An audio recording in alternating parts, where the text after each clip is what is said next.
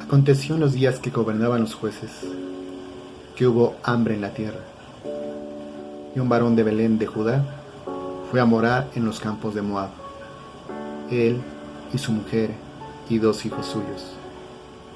El nombre de aquel varón era Elimelec, y el de su mujer Noemí. Los nombres de sus hijos eran Malón y Kelión, efrateos de Belén de Judá. Llegaron pues a los campos de Moab y se quedaron allí. Y murió Elimelec, marido de Noemí, y quedó ella con sus 2 hijos, los cuales tomaron para sí mujeres moabitas. El nombre de uno era Orfa y el nombre de la otra Ruth, y habitaron allí unos 10 años. Y murieron también los dos, Malón y Kelión, quedando así la mujer desamparada de sus 2 hijos y de su marido.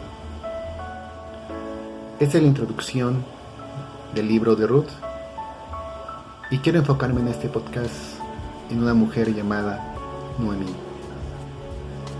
Una amiga mía me comentaba su experiencia cuando viajó a Tailandia. Yo vi que ella lo preparó con anhelo, con deseo, con anticipación. Me cuenta que cuando llegó al aeropuerto de Bangkok, las cosas no estaban resultando como ella esperaba, como ella lo había planeado. El viaje había tenido ciertas dificultades, había sido muy largo el viaje. Se encontraba sola en fin de año en el aeropuerto, con un clima que no esperaba y con ciertas condiciones que no estaban siendo las más favorables. Y ella me comenta que llegó a pensar, ¿qué estoy haciendo aquí? Pero poco a poco me dice ella que su viaje fue pues cambiando, siendo más favorable, de tal manera que ella pudo disfrutar de ese viaje con mucho placer, un viaje que ella disfrutó. Y a veces en la vida nos encontramos así. Llega un punto en que estamos en un momento que no es el que habíamos planeado, no es lo que habíamos imaginado, no es lo que habíamos deseado. Nos encontramos como en el aeropuerto de Bangkok, tal vez solos y pensando que las condiciones no son las más favorables. Y podemos llegar a pensar que ese es un punto final para nuestras vidas. Sin embargo, no pongamos un punto final cuando Dios solamente ha puesto puntos suspensivos. Eso es lo que pasó justamente en la vida de Noemí. Una mujer que tiene que salir con su esposo por causa del hambre que había en la tierra de Belén. Y sale a otra tierra ajena, con otra cultura y otras costumbres. Sigue obviamente a su esposo, moran ahí por un tiempo él y sus 2 hijos. Están ahí por espacio de 10 años, pero muere su esposo y también mueren sus 2 hijos. Y entonces el versículo 5 dice que esta mujer queda desamparada de sus 2 hijos y de su marido. En ese punto es donde Noemí puede sentirse con un punto final. Había salido bien de su tierra natal, había salido con ciertas ilusiones buscando el alimento porque había hambre en la tierra, y tomó la decisión de regresar nuevamente a Belén después de que su esposo regresa. Y dice el versículo 19, anduvieron pues ellas dos hasta que llegaron a Belén, y aconteció que habiendo entrado en Belén, toda la ciudad se conmovió por causa de ellas, y decían, ¿no es esta Noemí? Y ella le respondía, no me llaméis Noemí, sino llamadme Mara, porque en grande amargura me ha puesto el Todopoderoso. Yo me fui llena, pero Jehová me ha vuelto con las manos vacías. ¿Por qué me llamaréis Noemí? Ya que Jehová ha dado testimonio contra mí y el Todopoderoso me ha afligido. Así volvió Noemí. Así volvió, pensando que Dios había afligido que había salido con las manos llenas y ahora se encontraba vacías. ¿Qué más? ¿Qué otra cosa podía resultar? ¿Qué condición más desfavorable podía vivir ella? Si había quedado viuda, si sus 2 hijos habían muerto, si no tenía nada en sus manos. Y solamente Ruth, una de sus nueras, la había acompañado para regresar a Belén. Esto nos trae una gran enseñanza. La primera es que ella tuvo que enfrentar una situación económica. Su esposo y su familia tuvieron que enfrentar una situación de hambre y tuvieron que buscar el pan en alguna parte. Su esposo, Elimelech, decidió ir a Moab, pero Moab era un pueblo que era enemigo de Israel. No se le puede juzgar el hecho de que haya salido de Belén, de Judá, para ir a buscar pan. Pero sí es posible que Moab no haya sido la mejor opción, no haya sido el mejor lugar, no haya sido la mejor decisión que tomó su esposo. Estando ahí muere su esposo y después sus 2 hijos, 10 años. Y ahora se encuentra sola en una tierra ajena. Pero la decisión que toma su esposo creo que no es la adecuada, pero tienen que enfrentar una situación económica. Como creo que algunos de nosotros tal vez hayas pasado por esas circunstancias. A veces pensamos que los personajes bíblicos son como historias que no tienen una aplicación para nuestros días. Pero podemos ver en este relato bíblico que ellos tuvieron que enfrentar esta situación. ¿Cómo enfrentarla? Cuando antes tenías bendición, cuando antes tenías prosperidad, cuando antes te iba bien y ahora tus manos están vacías. Cuando antes podías tener ciertos gustos, ciertas comodidades, cuando tal vez podías cambiar el auto cada 2 o 3 años, podías viajar 1 vez o 2 veces al año, podías salir del país, podías tener una buena comida en un buen restaurante, podías tener cambiar de ropa, comprarte lo que a ti te hubiera gustado. Y después de ciertas condiciones que Dios te permitió vivir, hay algún tipo de escasez si te encuentras en una situación con manos vacías. Así se encontraba ella. Así tuvo que enfrentar ella esas circunstancias. Yo entiendo a los hermanos, a los varones, a los amigos, que cuando tienen una situación económica, su estrés, su desesperación, el hecho de pensar en las noches cómo cubrir los gastos, cómo salir hacia adelante, cómo mantener la casa, cómo cubrir los gastos que siguen corriendo, es algo que puede traer ansiedad, puede traer desequilibrio, puede traer muchas situaciones en las vidas. Y una de las cosas que llegan a nuestras vidas en esas condiciones es, bueno, creo que vamos a recortar obviamente gastos, pero muchas veces también quitamos a Dios de nuestra economía y comenzamos a buscar como Elimelech el pan, pero tal vez en el lugar equivocado, tal vez en Moab. Y a pesar de que estuvo 10 años en esa tierra, tal vez no hubo mucha prosperidad. ¿Por qué lo digo? Porque, bueno, primeramente, como ya lo dijimos, muere su esposo, sus 2 hijos mueren, pero no tienen hijos. Podemos observar en este relato bíblico que los 2 hijos que llegaron a Moab y que se casaron y tomaron mujeres moabitas, no tuvieron hijos, no hubo prosperidad, no hubo una cuestión de ser fructificados. Tal vez porque no estaban en el lugar indicado. A veces tal vez nosotros nos encontramos en un punto que no estamos en el lugar que Dios desea, que Dios quiera para que Él pueda darnos esa casa de pan, que es lo que significa Belén. Nos encontramos ahí tal vez por años batallando, esforzándonos, queriendo salir hacia adelante, pero tal vez te encuentras en Moab y por eso es que no haya bendición. Pero aparte de una situación económica, esta mujer tuvo que tener un duelo, primeramente el de su esposo, quedando viuda. Eso es algo difícil, y más en aquellos tiempos. Una mujer viuda era una mujer que se podría considerar como una mujer desamparada. Así que podemos decir que había perdido su situación económica y estaba perdiendo ahora el cierto cobijo de su pareja. Tuvo un duelo, como también hoy en día puedes tú tener tu duelo. La persona que amabas, que quieres, que oraste por ella para que Dios sanara, finalmente Dios decidió llevársela y ya no está contigo, no está ahí, no está en la casa, no está en las mañanas, y tal vez las buscas por las noches pero no se encuentra.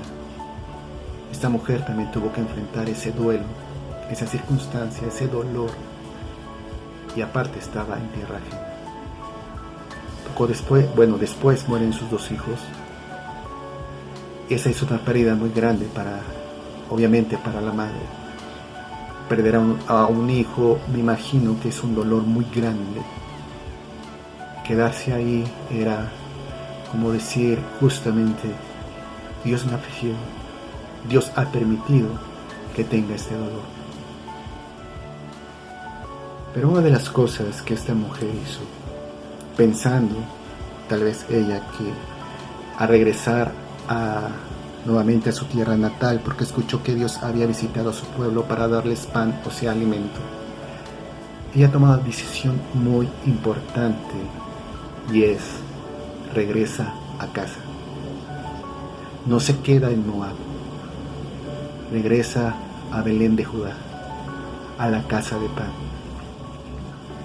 Quiero aplicar esto porque a veces en nuestras vidas tomamos decisiones equivocadas que nos han llevado a ciertos puntos donde pensamos que las condiciones no pueden ser favorables, que por algunas decisiones equivocadas no estamos viviendo lo que habíamos planeado o imaginado o deseado. Por decisiones equivocadas tal vez perdiste el empleo, por decisiones equivocadas perdiste cierta parte de tu economía, por decisiones equivocadas perdiste un matrimonio, por decisiones equivocadas perdiste el cariño de tus hijos, por decisiones equivocadas perdiste la relación con la congregación, por decisiones equivocadas no te encuentras en el lugar que te hubiese gustado estar. Pero si te encuentras ahí, lo que debes de hacer es comenzar a tomar decisiones correctas. Decisiones correctas. Y Noemí comenzó a tomar la decisión correcta. Volvió a casa. Esa fue una decisión muy sabia de esta mujer. A pesar de que ella consideraba que sus manos estaban vacías, a pesar de que esta mujer consideraba que su situación realmente no tenía un buen futuro, ella toma una buena decisión. Comienza a tomar decisiones correctas. Y puede sonar algo contrario, o tal vez no muy conveniente, pero ella tiene algo característico, y es que a pesar de que ella dice: no me llames Noemí, llámame Mara, que significa amargura, a pesar de que ella dice: Dios me ha afligido, ella aún tiene el pensamiento de Dios en su mente. Esto es, aunque tú te encuentres afligido o afligida, aunque el dolor haya llegado a tu vida, aunque sientas que tu tristeza es tal y que estás en aflicción, no quites el pensamiento de Dios de tu vida. Aún en la amargura o en nuestra amargura, no quites el pensamiento de Dios de tu vida. Aún Dios debe de estar, por así decirlo, en medio de nuestra amargura o en medio de nuestra aflicción. Esta es una de las decisiones que ella toma. Cuando ella regresa y dice: no me llaméis Noemí, sino llamadme Mara, porque Jehová ha dado testimonio contra mí y el Todopoderoso me ha afligido. También hay algo que ella nos enseña, y creo que es importante que tomemos en cuenta, que tomes en cuenta. Ella tuvo que enfrentar tal vez su realidad, tuvo que encarar la situación, no esconderse. Cuando ella regresa a su tierra, la gente comienza a preguntar: ¿no es esta Noemí? ¿Qué significa placentera? No es ella, no es la que había estado bien, no es la que había salido con las manos llenas, no es la que se había ido a Moab para progresar. Ahora miren cómo regresa. Y a pesar tal vez de la vergüenza y a pesar tal vez del orgullo, ella tiene que quebrantarse y encararlo. Porque uno de los problemas que tenemos es justamente nuestro orgullo, nuestra soberbia, el no querer quebrantarnos ni decir nuestra realidad. En las redes vemos cómo publicamos nuestros logros, publicamos nuestros viajes, publicamos las comidas, publicamos lo que... hay filtros inclusive para que puedas perder peso, para que las arrugas no se vean, para que haya un mejor perfil, porque cuidamos las apariencias, porque queremos ver que hemos sido triunfadores, que tenemos éxito. ¿Cómo podemos regresar a nuestra tierra natal fracasados o con las manos vacías, con amargura en nuestros corazones? Eso no es para nosotros. Inclusive algunos dirán, eso no es para los hijos de Dios. La imagen que proyectan las iglesias, la imagen que proyectan lo que quiere enseñarnos que debe tener un hijo de Dios es éxito, prosperidad, bendición, salud, sonrisas. Sin embargo, la Biblia nos dice y nos enseña de esta mujer que fue capaz de encarar su circunstancia y decir, efectivamente, me encuentro afligida, me encuentro quebrantada. Eso es lo que tienes que hacer. Encara tu situación. Generalmente cuando nos preguntan cómo estás, decimos, bien, estoy bendecido, estamos en victoria. Hace algunos años siempre decíamos, ¿cómo está, hermano? ¿Cómo está, hermana? En victoria. Pero no tiene nada de malo que digas, me encuentro afligido, me encuentro quebrantado, me encuentro con las manos vacías, porque Dios me ha afligido, porque Dios me ha hecho llorar. Dios lo ha permitido y me ha hecho llorar en mi vida. Eso no lo hacemos, lo ocultamos, porque no queremos que vean estas condiciones en nuestras vidas. Pero creo que una de las acciones sabias de esta mujer, Noemí, fue justamente el echar a un lado el orgullo, el echar a un lado el poder decir y aceptar sinceramente, esta es mi condición.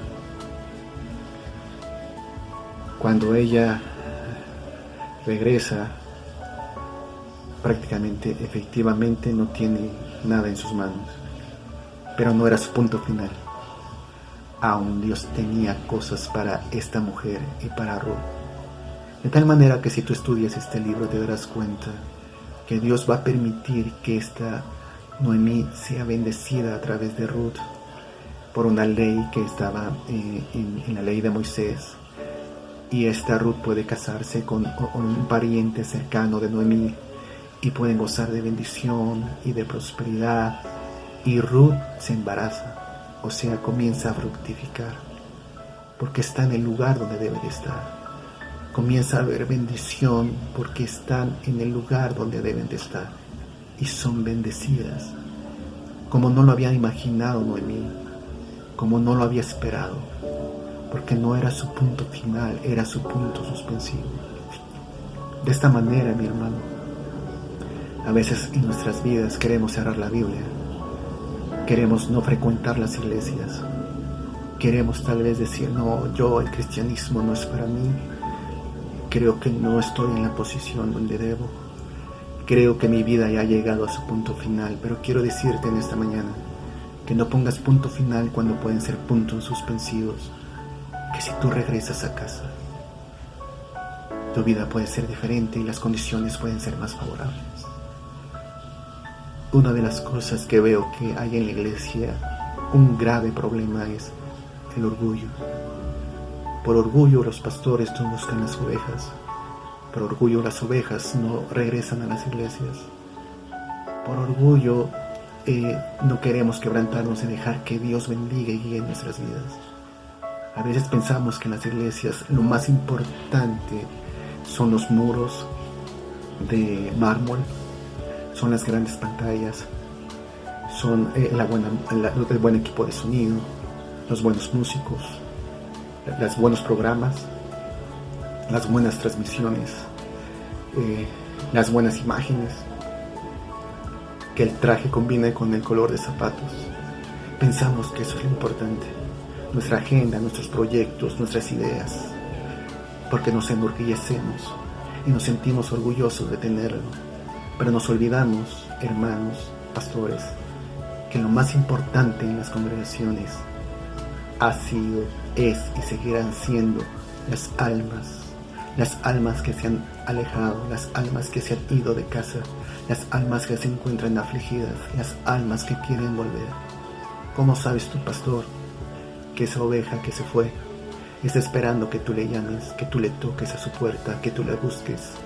¿Cómo sabes tu pastor que hay ovejas que están esperando que su pastor vaya por ellas? Pero el orgullo a veces nos impide ir por esas vidas. Pero no olvidemos que lo más importante en nuestras vidas y para lo que Dios ha puesto a los que sirven y están al frente de las iglesias, para qué existe y para qué edificó Jesús su iglesia, son las almas.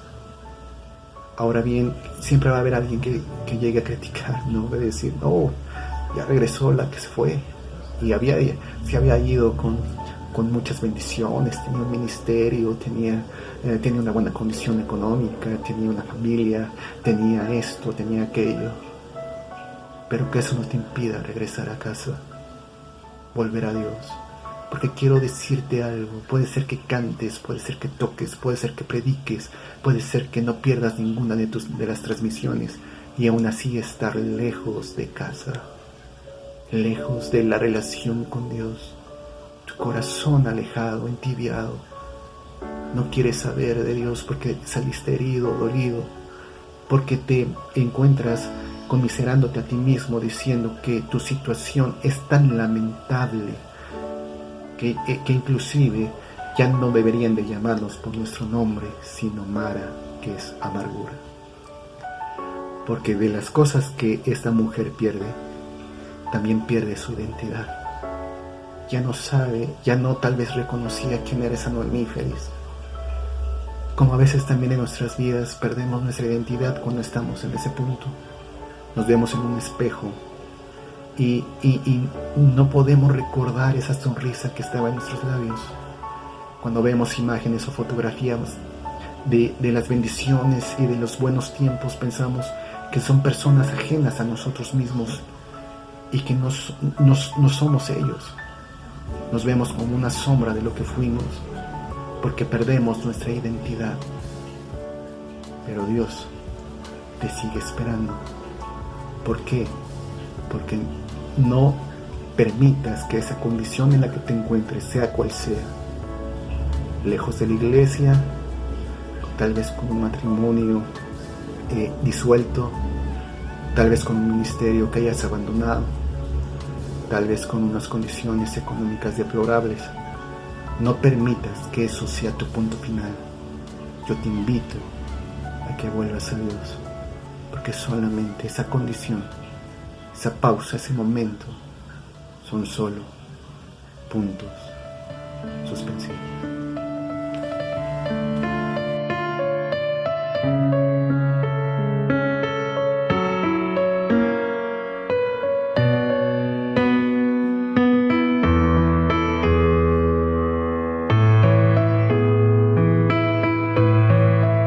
Cuando vuelvas a casa con los brazos abiertos, Dios te estará esperando. Pues desde que te fuiste, siempre te recordó el lugar de la iglesia donde tú te sentabas y adorabas su nombre. Vacío está, vacío está. Y por más que te alejes, y por más que tú intentes olvidarte de Cristo,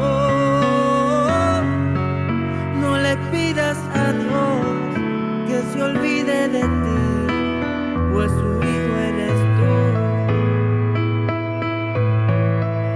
Ya verás cuando vuelvas